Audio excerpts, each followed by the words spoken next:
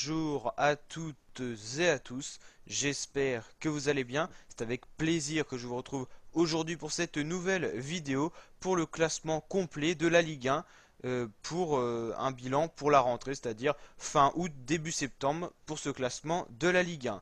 On va détailler un petit peu le parcours de chaque équipe, enfin les résultats qu'ils ont eu pour ce début de saison. On va les comparer par rapport aux années précédentes et on va faire un bilan pour chacune des équipes. Donc n'hésitez pas à rester jusqu'à la fin de la vidéo pour avoir un bilan complet pour ce début de classement de Ligue 1. N'hésitez pas à vous abonner à ma chaîne YouTube pour pouvoir suivre l'intégralité de l'actualité footballistique, que ce soit le classement Ligue 1, Ligue 2 nationale, également les grands événements footballistiques, Coupe du Monde, Euro, Ligue des Champions, Ligue Europa et bien sûr tout comme Copa América et bien sûr tous les matchs de l'équipe de France. Donc c'est parti pour cette vidéo. Première position de ce classement, on retrouve le Paris Saint-Germain, plus gros budget de Ligue 1 et vraiment de très grands joueurs, Neymar, Mbappé bien sûr, ou encore Gianluigi Buffon qui fait son arrivée pour cette saison. Déjà 9 points, 3 victoires, donc 1 sans faute, 0 match nul, 0 défaite, 9 buts marqués, 2 buts concédés et au niveau de différence de but on a 7. Donc c'est plutôt pas mal. Première position de la Ligue 1, le PSG en a l'habitude, les années précédentes c'était déjà le cas où ils survolaient le classement. Cette année, c'est une petite équipe pour le moment qui leur tient tête, c'est Dijon, deuxième position de ce classement, 9 points, en égalité dans quasiment tous les sens du terme face au PSG avec 3 victoires. Un petit peu moins de buts marqués, 8 contre 9. Seulement un but concédé, donc ça c'est mieux pour Dijon. Et 7 en différence de but. Dijon fait un très bon début de Ligue 1, sachant qu'ils viennent de Ligue 2 et qu'ils sont passés en Ligue 1 pour cette saison. Une équipe très surprenante. Il n'y a pas forcément des joueurs très connus dans cette équipe, mais un collectif bien huilé qui tourne bien. Et en voilà la preuve avec le score de 9 points. Et ça les met à la deuxième position. Donc très bon début de saison pour cette équipe. Troisième, on retrouve LOSC, Lille qui retrouve des couleurs cette saison. Ils ont été en difficulté l'année passée, ils ont réussi à rester en Ligue 1. Et cette année, ils démarrent très bien, comme on avait pu le voir il y a 4-5 ans, ils avaient vraiment un bon niveau. Et là, ils reviennent en force avec 7 points, 2 victoires, un match nul, 0 défaite, donc c'est quasiment un sans faute. 6 buts marqués, un but concédé, une des meilleures défenses de ce début de Ligue 1. Et c'est déjà 7 points.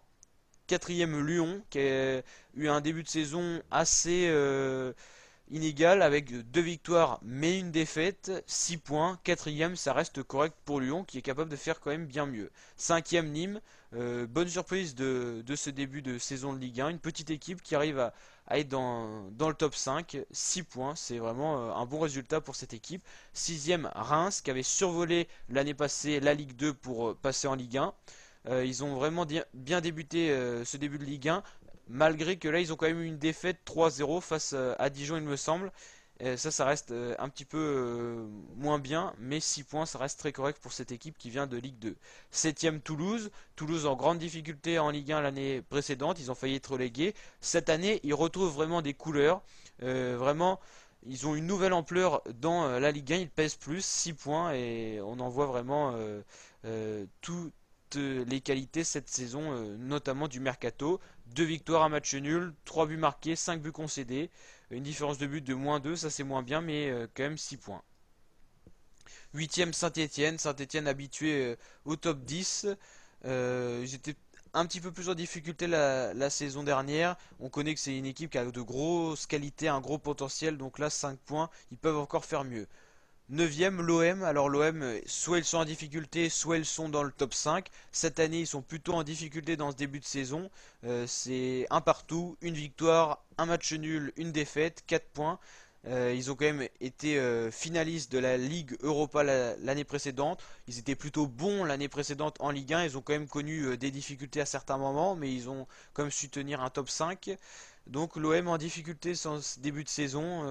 On a du mal à voir cette équipe remonter dans le classement. Ils sont quand même en difficulté, mais ils ont quand même un gros potentiel. Quand on cite Dimitri Payet ou encore Florian Thauvin, Adil Rami ou Steve Mandanda, on voit que c'est vraiment un beau collectif qui est capable de faire mieux. Pour l'instant, ils sont en difficulté, ils ont du mal à se trouver. Dixième Monaco. Alors Monaco, c'est encore plus surprenant que l'OM. Pareil, un gros budget, de très bons joueurs. Il y a vraiment un beau collectif. Ils ont du mal à aller chercher des victoires.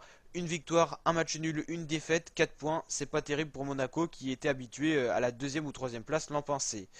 11e Strasbourg, 4 points. Ça reste un classement honorable, correct. 12e Montpellier, 4 points. C'est pareil que Strasbourg. C'est des petites équipes qui sont habituées à ces positions-là. 13e Rennes, un peu moins bien que l'année précédente, 4 points.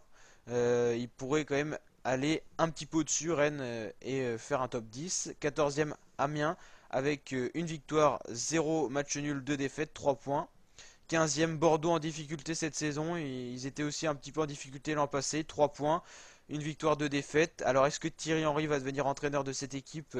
Ils en auraient bien besoin parce qu'ils ont un petit peu du mal à adopter des bonnes tactiques pour aller chercher des buts, tout ça. Ils ont quand même une difficulté au niveau offensif, hein.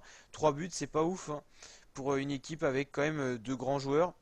Donc on va voir ce que ça va donner. Bordeaux, c'est quand même une équipe qui a pesé, notamment il y a 4-5 ans, notamment en Ligue 1. 16e Caen, une défaite face au PSG, 2 matchs nuls, 2 points seulement. C'est pas terrible pour Caen. Ils sont en difficulté en Ligue 1 un peu chaque saison. Ils ont évité la relégation l'an dernier de justesse. Cette année, ça reste compliqué. Changement d'entraîneur, beaucoup de changements au niveau des transferts, mercato, tout ça. Il va falloir qu'ils se retrouvent un petit peu plus.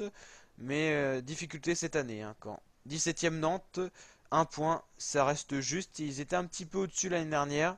Là, c'est quand même plus compliqué. Alors là, 18e Nice, c'est la grosse surprise. Nice qui a quand même fait des top 3, des top 5 beaucoup les 2 années précédentes. Cette année, ils sont en énorme difficulté. Ils ont pourtant un budget qui pèse, un budget conséquent avec de gros joueurs, de grands joueurs qui jouent dans cette équipe. Et là, vraiment, un point, c'est vraiment la grosse mauvaise surprise de ce début de saison de Ligue 1. 19e Angers en difficulté, ils ont fait mieux l'an passé. Et 20e Guingamp en difficulté avec 0 points. Angers-Guingamp, 0 points, 3 défaites. Mentalement, c'est difficile. On va voir dans les prochains mois, dans les prochaines semaines, s'ils sont capables de se ressaisir. Au bout de 3 matchs, on a quand même un bel aperçu du potentiel de chaque équipe, du niveau, du collectif. Est-ce que ça tourne bien et tout ça? Est-ce que les entraîneurs sont performants, arrivent à mettre les joueurs dans les meilleures conditions? Et déjà, on a un bel aperçu de ce début de saison. Donc n'hésitez pas à liker la vidéo si elle vous a plu, à vous abonner à ma chaîne YouTube pour d'autres vidéos de ce genre. Et je vous dis à très bientôt pour de nouvelles vidéos. Ciao! Et n'hésitez pas à vous abonner à ma chaîne YouTube.